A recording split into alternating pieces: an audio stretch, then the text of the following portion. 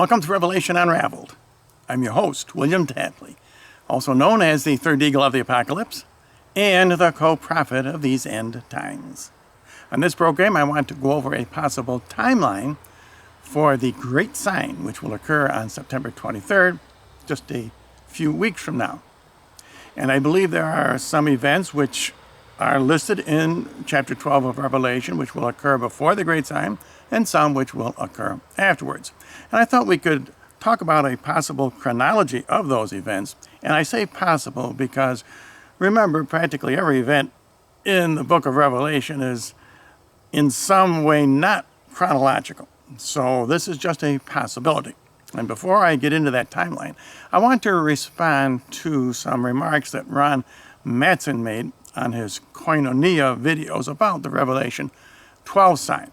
And he made quite a few errors, not the least of which he did not give me credit for discovering the sign. So what do you say, Ron?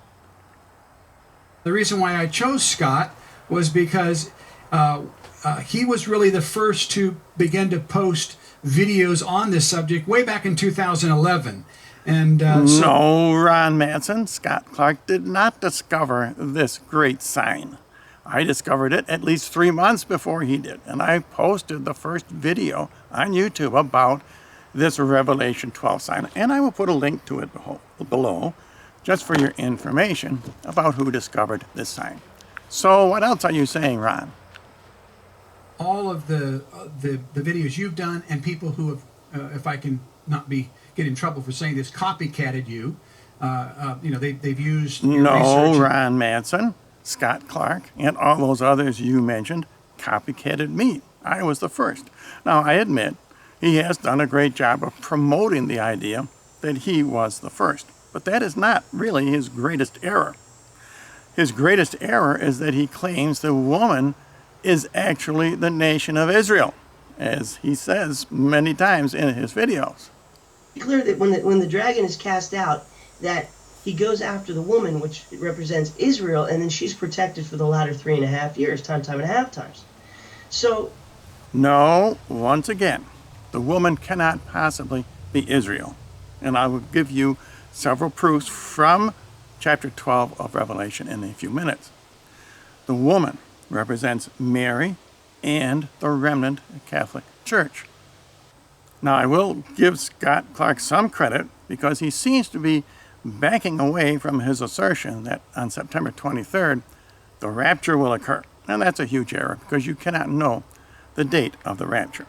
So now let's look at this possible timeline, which I am going to suggest. And I believe the first event actually occurs in the last verse of chapter 11, just preceding chapter number 12. In fact, I believe this last verse actually belongs to chapter number 12. So let me read this for you. This is verse number 16, chapter 11 of the book of Revelation. And the temple of God was opened in heaven, and the ark of his testament was seen in his temple, and there were lightnings, and voices, and an earthquake, and great hail. So I am going to suggest that all of these events could very well occur before the great sign on September 23rd. Now, we are talking in this verse about the ark of the New Testament, and that can only be Mary. And therefore, this verse is directly related to the next verse, the verse number 1 of chapter 12. And a great sign appeared in heaven, a woman clothed with the sun, with the moon under her feet, and on her head a crown of 12 stars. All of this will be found in the constellations on September 23rd. Chapter 12, verse number 2. And being with child, she cried, travailing in birth, and was in pain to be delivered. Now, I won't review all of the facts of this great sign as found on the program Stellarium and other programs. But notice that this being with child occurs after the rest of the prophecy. So this could well occur after September 23rd. And when the child is caught up to the throne, that is definitely a separate event, although it does refer to the rapture. Let's look at verse number 3. And there was seen another sign in heaven, and behold, a great red dragon having 7 heads, and 10 horns, and on his head 7 diadems. So this follows the woman in labor. It follows the childbirth. This could well occur quite a bit later than September the 23rd on this timeline. In verse number 5, and she brought forth a man-child who was to rule all nations with a rod of iron, and her child was caught up to God and to his throne. And now this catching up to the throne, I do agree with Scott Clark and others that this does refer to the rapture of the Protestants. But when the woman gives birth to this child, that refers to the conversion of the Protestants. They are, so to speak, born again. They are reborn through Mary. Mary is going to convert Protestants. Only then will they be raptured. And this is a new understanding on my part. And I want to thank Kim Clement for waking me up on this, because he said that a beautiful woman will convert the Protestants. And they will say, before we hated her, but now we love her. And I know some Protestants complain to me. They say, well, we don't hate Mary. Well, I know an awful lot of Protestants do hate Mary. All you have to do is to look at a recent video called The Curse of the Rosary. Can you imagine calling Mary's Rosary a curse? Mary's Rosary is the weapon Jesus will use to defeat the Antichrist, just as David chose 5 smooth pebbles against Goliath, even though he only needed 1 pebble. That was a precursor of our Lord's victory over Satan and his minion, the Antichrist, through Mary's Rosary. And that is what is meant by this woman and child. She is going to give birth to Protestants and Jews. This is how they are going to know that her son is the Redeemer of the universe. And now let's look at verse number 6. And the woman fled into the wilderness, where she had a place prepared by God, that they should feed her 1,260 days. Now this is the first proof I'm going to give you that this woman cannot be Israel, because she flees into the wilderness. Remember that the converted Jews flee to the mountains, as Jesus says in the Olivet Discourse. Let those who are in Judea flee to the mountains. It is the remnant Catholics who must leave the field, as Jesus says in the Olivet Discourse, and they flee into the wilderness. Therefore, this woman symbolizes both Mary and the remnant Catholic Church. Verse number 11, and they overcame him by the blood of the Lamb and by the word of the testimony, and they loved not their lives until death. Now, all 4 groups who reigned with Jesus during the millennium are mentioned in chapter number 12.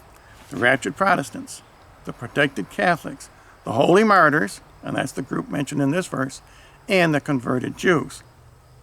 Verse number 14. And there were given to the woman 2 wings of a great eagle, that she might fly into the desert unto her place, where she is nourished for a time and times and half a time from the face of the serpent. What do those 2 wings represent? Notice that John specifies 2 wings. He didn't just say the wings of an eagle. And that's because they are symbolic. The 2 wings symbolize Mary's rosary and scapular. They are prefigured when David defeated Goliath by the shepherd's sling. That symbolizes the scapular. The 5 smooth pebbles represent Mary's rosary. The 5 decades, which are found in each mystery of the rosary. Verse 17. And the dragon was angry against the woman, and went to make war with the rest of her seed, who keep the commandments of God and have the testimony of Jesus Christ. Now this is the second proof that this woman cannot be Israel, because her seed have the testimony of Jesus Christ. They also have the testimony of God. That does refer to the remnant Jews. But the testimony of Jesus Christ confirms that the rest of her seed refer to the Catholics who flee into the desert. And they are not children of Israel by any stretch of the imagination. Now, I believe this timeline actually begins tomorrow, August 15th, on the Feast of the Assumption. Now, remember, the woman is in childbirth, so the labor pains start out slight at first. They are farther apart, and then they become more prominent, more distinguished as we approach the date of the birth, which is September 23rd. So I'm asking you, my subscribers, to keep me alert on whatever you see. And it may not be obvious to everyone that this sign, when it appears, it may appear only to some people. That is the sign in Revelation 11, verse 16. Let me read that again for you.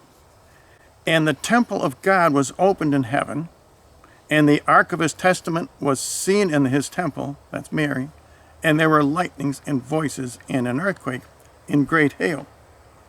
Now, if this sign is seen in heaven before the great sign, it would be a verification of the assumption of Mary, the ark of the testament, New Testament, that is Mary, seen in heaven. And it doesn't necessarily have to be seen by everyone. As I say, for example, let's say someone like Chuck Missler saw it and then reported it. He has great weight among Protestants. They might believe him. Maybe some famous agnostic like Anderson Cooper, who is living a homosexual lifestyle, maybe he will see it and convert. Someone like that, a conversion from someone like him would have great weight among both Christians and Jews. One of my subscribers says that Vladimir Putin will convert on that date. And that could be, I'm not saying 100% that it will be Donald Trump who will convert and his Protestant neighbors and friends and members of his cabinet. It could be Vladimir Putin. And I won't mind giving credit to someone else if it is not Donald Trump. Right now, I lean towards Donald Trump and the Protestants in this country converting. That's what Kim Clement says. But it could be someone else. And as I say, I will give you credit, whoever you say will convert on that date. And in any case, that is my suggestion for the timeline. There are many events that occur before September the 23rd and some which occur afterwards. And the first, which I believe is found in Revelation 11, verse 16, that could start tomorrow. So I'm asking you again, my subscribers, keep me informed of whatever you see, because it may not be obvious at the very beginning. And as always, if you would like to know more information about my ministry here on YouTube, visit my thirdeaglemedia.com website.